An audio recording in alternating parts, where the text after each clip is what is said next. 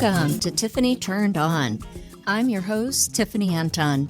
I'm a psychotherapist specializing in sex and relationships, hoping to help you discover current topics in a fun, sometimes serious, and educational manner. I hope to help you get turned on to life as well as inside of your bedroom.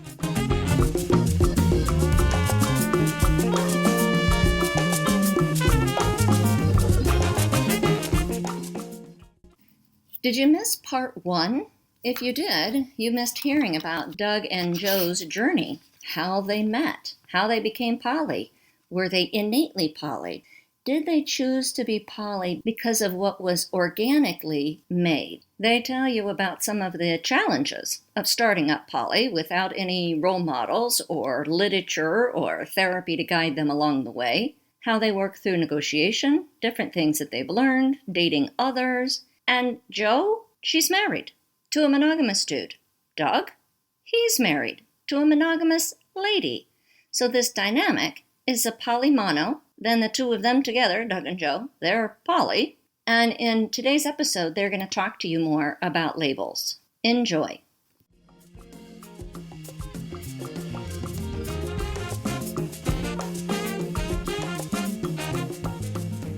You mentioned 4 kids in the home. I think about that as kind of like a kitchen table type poly. How do you tell the kids? You don't. The teachers know? Do your parents know? No. Well, yeah, I mean, Okay, our parent knew, but like the kids didn't know that we didn't tell any of the teachers. Why?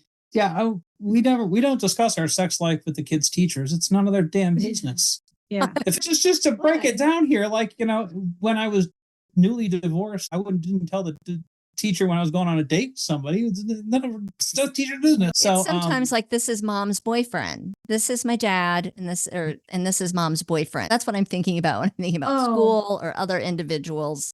Well, they all knew each other and us before that happened. So they already had names for everyone involved. So like my kids called Doug. We already were known entities. Right. So there's no introduction necessary.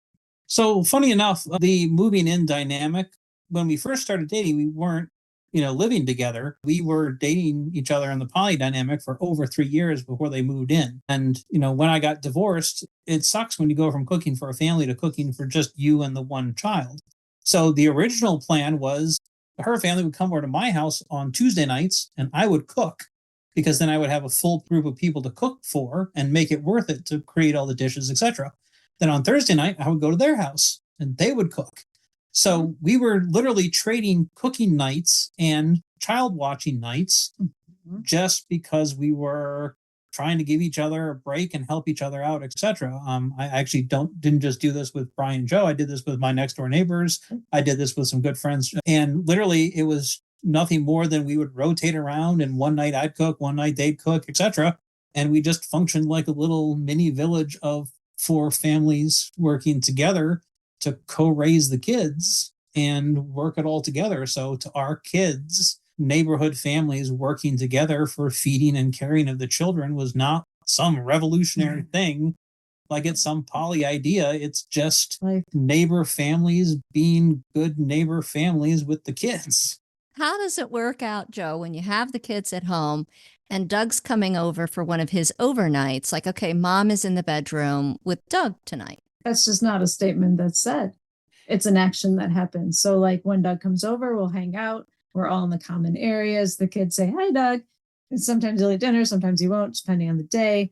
And then when it becomes bedtime, we just disappear. And also, children do not care. They do not care where you are 24/7. Do they know that Doug is a boyfriend, a lover, a life partner? Or is Doug merely a family friend? Yeah. It's not a topic we bring up on the regular at all. It's not a point of discussion. We're all living our own lives. So 2 thoughts on this. One, I always say kids don't have a definition of normal till we fuck them up and give them one. So to our kids, me being over or Joe being over is just normal.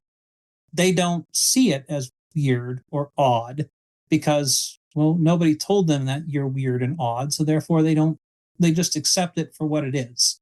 There's no further questions. Second, I have always told parents, not just poly parents, but all parents, your kids are not your emotional lean on rail. It's the other way around. Right. So if I would have a breakup with a girlfriend, I didn't come home and cry to my 13-year-old son about my breakup with my girlfriend. I'm the parent, not the other way around. So I don't particularly understand or relate to parents who are constantly putting their love lives, their poly lives, their fights with their spouse, or whichever variation you want onto the children.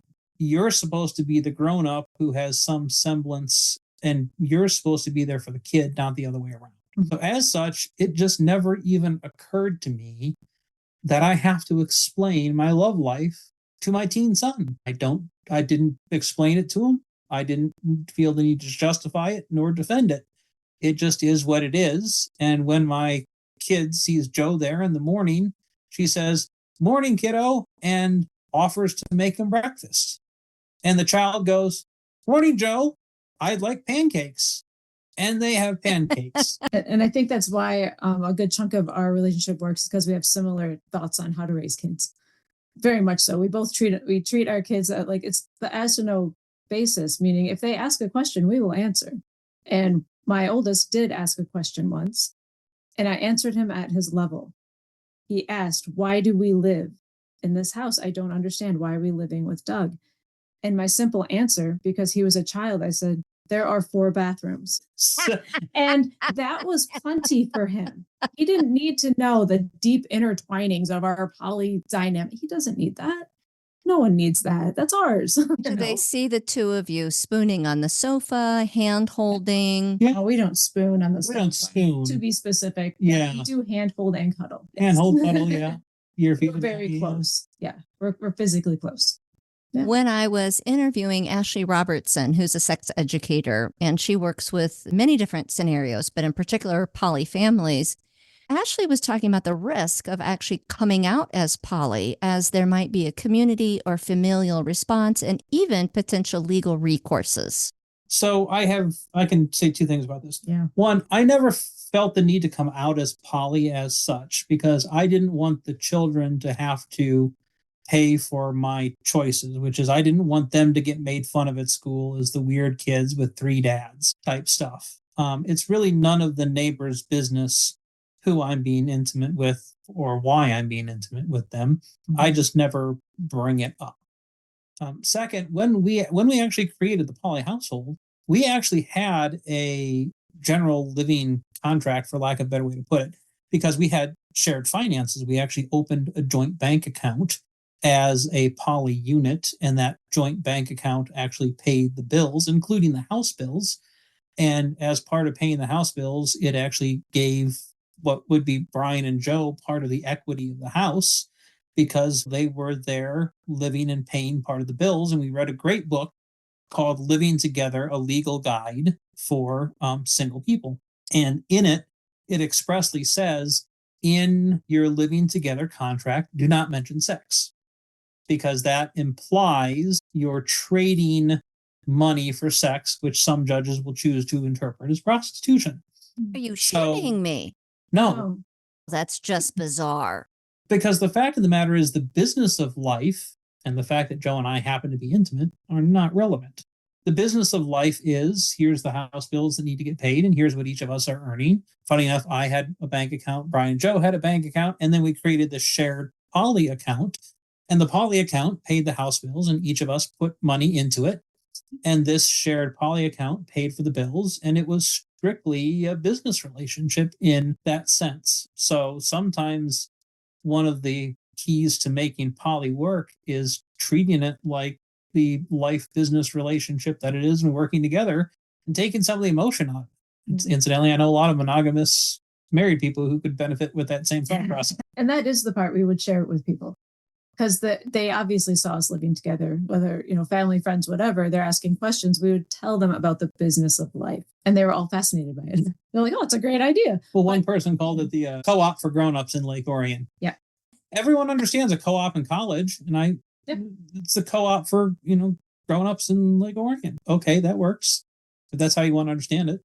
I mentioned a minute ago, like, your kids know that Doug is your boyfriend or your lover or your life partner. And that leads me to the topic of labels. Doug, one thing you have here in your dozen poly portion is don't let other people's thinking about poly fuck up your poly. There is a reason I hate the word secondary. Mhm. Can we talk about labels? Yeah, they're great on soup cans. Yes, I think that sums it up. It's not appropriate for people. To create a label is fundamentally incomplete. The fact of the matter is, I would drop anything I'm doing if either Joe or Ivy were in jeopardy or trouble. Period. There's no hierarchy there. There's no one person somehow less than another person. I'm going to challenge that just a minute because of the label of wife and the label of husband. And so they have those labels, but the two of you don't have a label. Would it be life partner? So by label, you mean we don't have a label in the legal sense because there isn't a legal label for us to hand one another.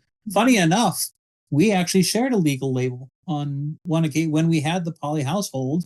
We were what's called tenants in common. Tenants in common is, in fact, a legal term whereby two unmarried people can co-own property and create assets together. So we were tenants in common. It's not as sexy. It's not as well as husband and wife, or classically defined as husband and wife. Yes. But for all intents and purposes, we were tenants in common, which is a legal classification wherein people can share assets and build lives. We got, the marriage in our cases is very much a facilitating the business of life matter. Poly partners currently do not have the right to share health insurance, for instance, or things of that nature. So at the end of the day, if you don't go ahead and cooperate with the label you have no choice but to pick up, there's certain aspects of conducting the business of life you just can't do. Hospital visitations, things of that nature. So some of those, regrettably, poly partners still don't have, and that's unfortunate.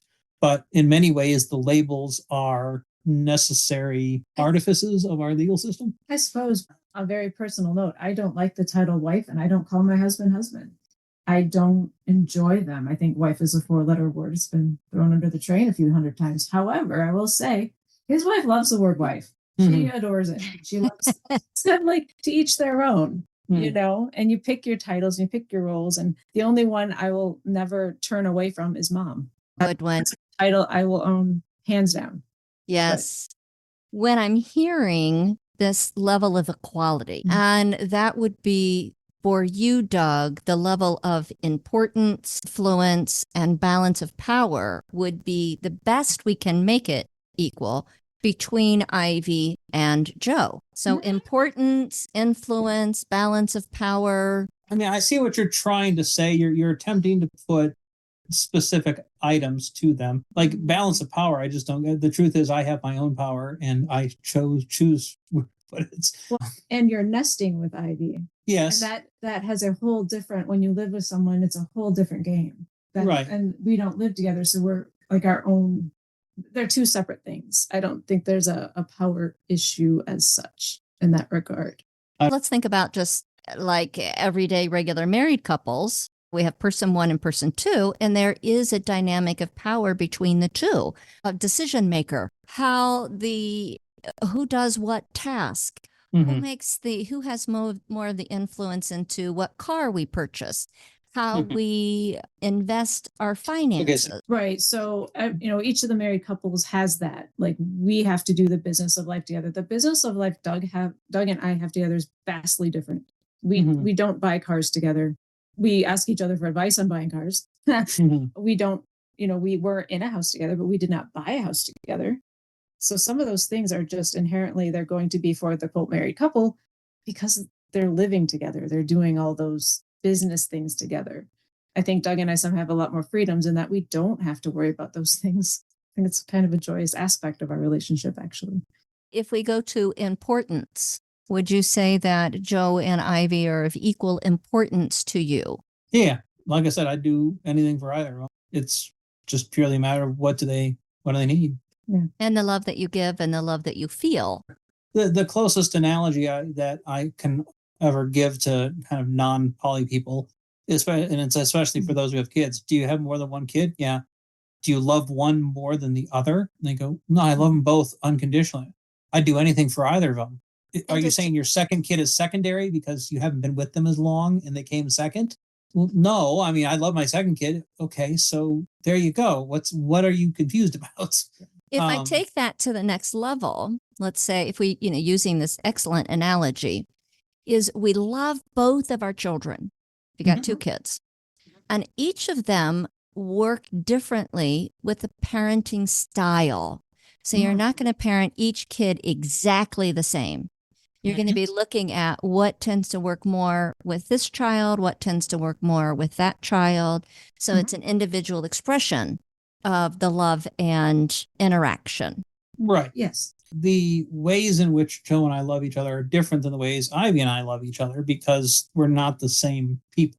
Joe is not Ivy and Ivy is not Joe. Therefore, it would make no sense for me to attempt to love them the same. But that doesn't mean that I don't love them both equally. I just don't love them identically in the sense that they're not the same person.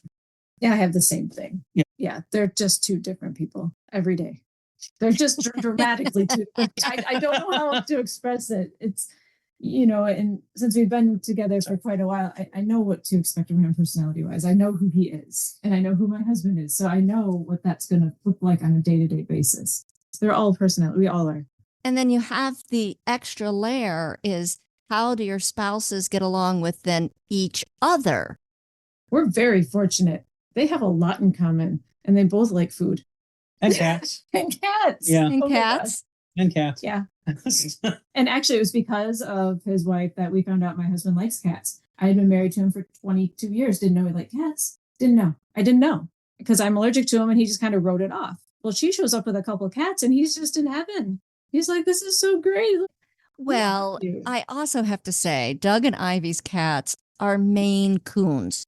So they knock our socks off, even if you're not much of a cat lover. Did you get a cat in your own home or you just go over to Doug and Ivy's to enjoy their beautiful cats? We ended up getting a cat. It's a Russian blue, which is hypoallergenic. Oh, Russian blue? Yeah. Gorgeous. I'm very allergic, so I found 5 breeds. This one showed up. I rubbed my face in it. I survived, and the cat stayed. Are there any specific poly pitfalls that the two of you have experienced that would help some of the listeners just learn some examples of what could work or not work? And I know that even though this is a very individualized experience, what pitfalls did the two of you experience? Well, I would say first and foremost, well, as you already said, don't let other people's thinking about poly screw up your poly. That's the first thing you have to really wrap your brain around. Is it takes time. As Joe has mentioned, people talk about poly like it's a solution to something, and it's not. It's just something you're doing. Biggest poly pitfall. Early on, we would project expectations onto each other based on the reactions we would have received from other people or other partner or whatever. And when you start projecting expectations onto people, you end up in a lot of trouble and a lot of feelings hurt, and you have to back up and regroup and figure out what the hell just happened. Yeah. The other thing, I think the other hard lesson learned is having to be able to correctly express what you want without many of the subtle manipulation techniques that exist all throughout the world, because the other poly people in the dynamic will call you on your bullshit. When it's just you and your lover, you might be able to slide one of those subtly manipulate. Well, I guess if you really don't want to type shit, that where you just try to kneel. Whereas you try that shit in a multi-person poly dynamic, and somebody else in the poly groups and go, "What? Come on, just say what you want." Well, I want them to go. There you go. Words like a grown-up, accurately expressing your emotions, rather than that can be uncomfortable and very hard at first to have to be critiqued or called out on your own bullshit. So high accountability. You having to mature enough to both hold yourself accountable. And it takes a lot of self-discovery. One of the biggest surprises, I will say, to me about poly, it wasn't learning who Joe was. It was figuring out who the heck I was and having confidence to just be me and say what I actually wanted and why. So often you're scared of disappointing somebody else. You're scared of this. You're scared of that. And it's really, really hard in a poly dynamic to stand up and say, here's who I am and what I'm doing and what I want and why. And don't apologize for it. Here's what I'm doing, who I am, what I want and why. I mean, I know couples married for 50 years that can't do that. And if you can't do that in a poly dynamic, in a married dynamic or in a monogamous dynamic, sometimes they'll not push you. They'll kind of just back off. Whereas in a poly dynamic, you try that shit where you're not actually saying what you want. You're not actually being authentic. You're not actually being accountable. Somebody in the poly dynamic is going to call you on it because it's not, and I don't know who or where or how, but it always gets brought to the fore. So having to go through that maturing process of looking yourself in the mirror and being first honest with yourself.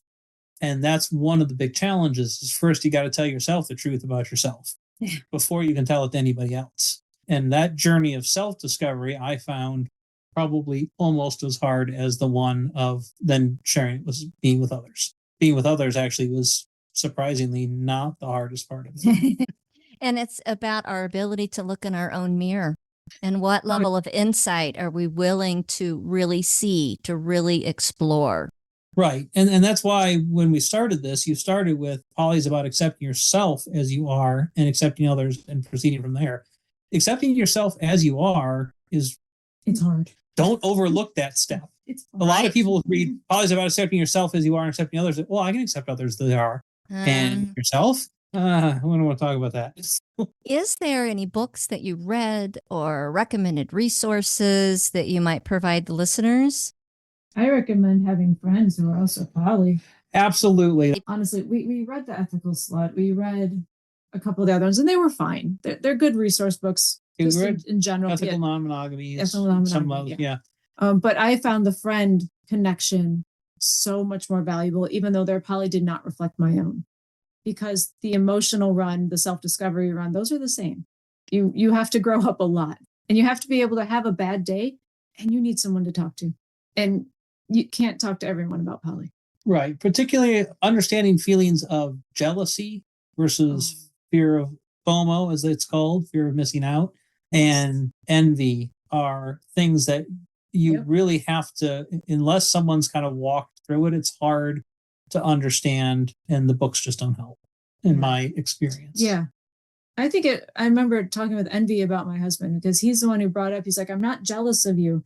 He's like, but I am envious of some of the things you get to do. And that was it. But he's like, once he identified it was envy, he's like, well, I'm fine. We can just do that later. You have to self-identify. Yeah. One of the weird rules of poly that we joke about, if you go to the chocolate shop with your poly partner, but don't bring your other partner back some chocolate, that's when it's a problem. Yep. Forgetting to bring the other partner back. So, that's a great tip.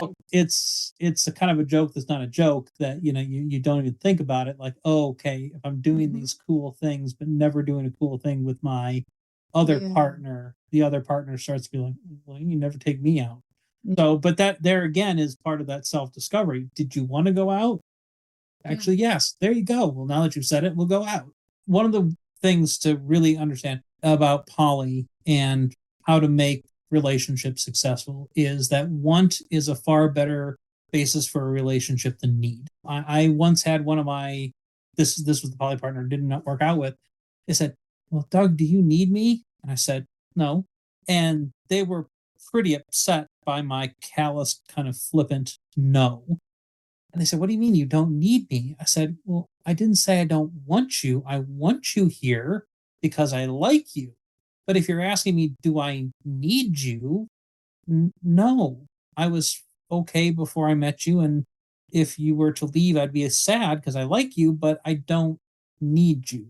And breaking that cycle of codependent relationships wherein you need the other person to need you or you want to be needed and things of that nature really goes counterintuitive to a lot of pop culture, a lot of romanticized Disney movies, crap like that, where to really stand there and be self-sufficient and say, I don't need Ivy, I don't need Joe, but I want both of them. And then all of a sudden, your relationship is based on passion and desire for them rather than some unhealthy codependent need.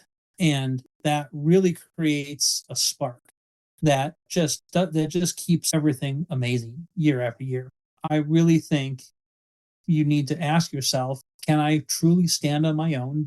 And can I get to a point where I'm going to ask myself what I want and then have the courage to pursue it? And if you can do that, it's fucking amazing. Well, hopefully this will help other individuals become fucking amazing as well. Doug and Joe, I'd like to really thank both of you for joining me on the podcast today. Sharing your poly life can at times feel pretty vulnerable. And what you've done today is you laid it right out on the table and sharing your individual experience, and hopefully will give some insight and tips to others interested in poly or traversing the terrain currently. As I meet many people through the rope community, that's how I met Doug and Joe. Joe and Doug both teach shibari classes and rope education. They're also available for polyamorous panels. If you're interested in their ropey skills, you can check them out at miropes.com. And on there are those dozen poly lessons that you can check out, laugh at, and use as a guide to help you in a successful poly life.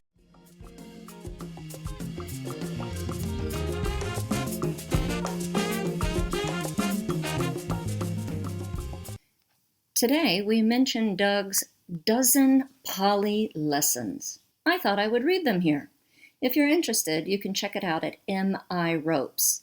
Doug and Joe created and run Michigan Ropes shibari classes, teaching techniques, safety, and more. In addition, they have SMIRC, which is a yearly rope conference. And now on to a dozen poly lessons. Number 1. There are 69 rules to poly, like whose line is it anyway? And we made them up, and the points don't really matter. Number 2, poly is about accepting yourself as you are and accepting others as they are and proceeding from there. Number 3, while poly is about the many, the fact is no one can come between you and me except you and me, and while blaming or focusing on others is emotionally cathartic, it's a deflection. Number 4, have some humility and always remember 2 wrongs don't make a right, and anger doesn't help either. Number 5, the question at hand is not what if, but instead it's who with. Number 6, laugh at the poly dynamic and the awkwardness it causes, and if need be, get a library card and check each other out to others. That kind of like a book. 7, tell them the truth, the whole truth, and then nothing but the truth. The hardest truth is better than the sweetest of lies. As Jack Panatti sang so beautifully, heaven is a place no one lied. Number 8, establish healthy emotional guardrails. They're kind of like the bumper rails when bowling. They'll keep your balls out of the gutter.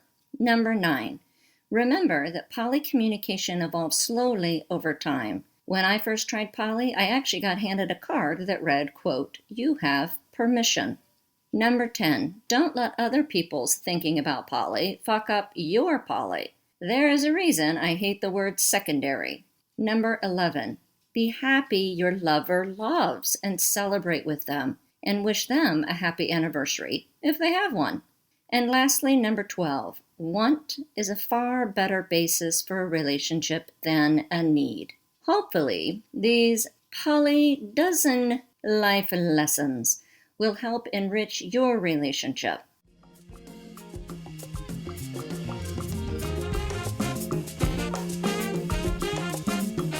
The music for Tiffany Turned On is provided by Kumasi Afrobeat. They are New Orleans' full Afrobeat band. They play to make you move. KUMASIAFROBEAT.com to listen more. If you enjoyed today's episode, go ahead, like, follow, share with your friends, and leave a review. Any of the recommended books or items that you hear about on my podcast, you can find them on my website, I have a special tag for sexual resources and wellness. This includes my TEDx talk titled I Love Pleasure. I consider it free therapy. It's all at neworleanssextherapy.com. I hope you're here to get turned on to life and in your bedroom.